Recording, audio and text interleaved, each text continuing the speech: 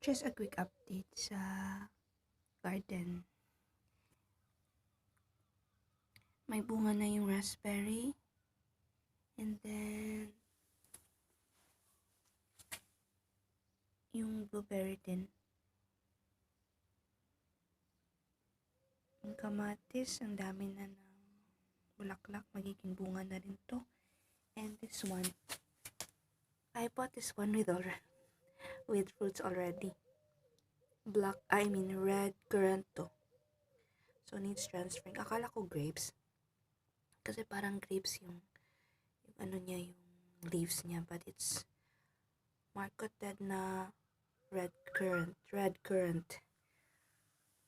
Then, yung strawberries. Nakaharvest na ako ng 3 dun. May ano pa dito.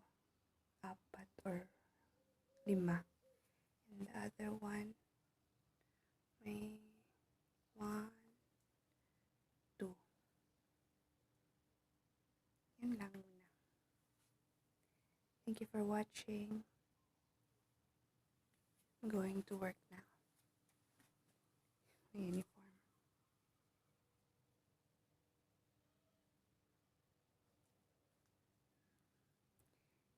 See you later. See you next time pala. Bye.